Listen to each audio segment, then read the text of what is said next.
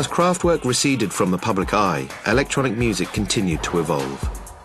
Their influence was not only heard through the samples used on Afrika Bambaata's landmark Planet Rock record, but even in the music of singer-songwriter Neil Young, who openly confessed his debt to them on his 1982 album Trans.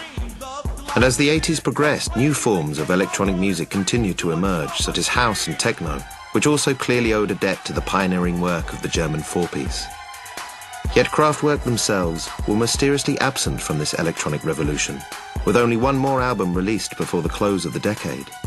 When they were a lone force, they thrived, but once part of a larger musical landscape, Kraftwerk drifted away from the limelight. Still all these British synthie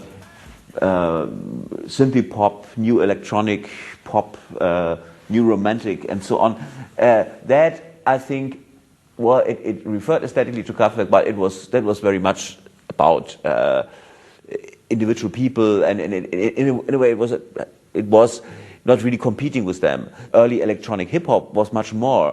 The ideas of being robots, not being authors, but being there, working under a pseudonym. This was really a competition, and they didn't have an answer for that because that was now it was no longer for people in some Düsseldorf studio who were always pretending to thinking seriously about every beat, but now it was an entire movement. In the US, and it was anonymous, it was mechanical, it was about death of the author, if you wish. The connection from these electric boogie, electric hip hop to early house, or to early Detroit and Chicago. They were very big in that. They were always mentioned honorably there, but that was, of course, such a big thing that they were not.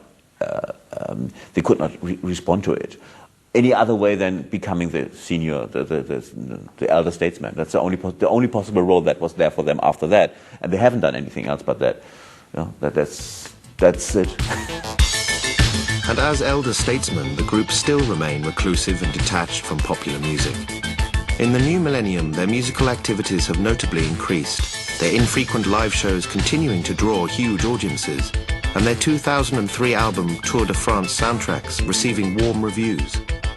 Yet as pioneers of electronic music, their time has perhaps passed, and the baton has been handed to a whole slew of significant acts who would not exist if it weren't for the revolutionary music of Kraftwerk.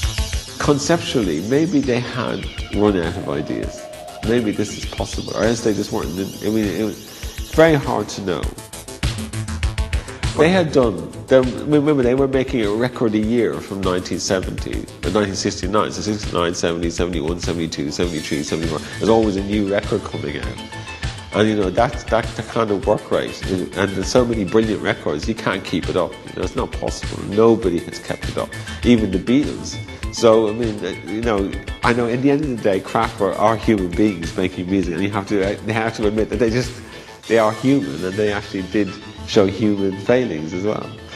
So, but what a legacy to leave behind you, you know.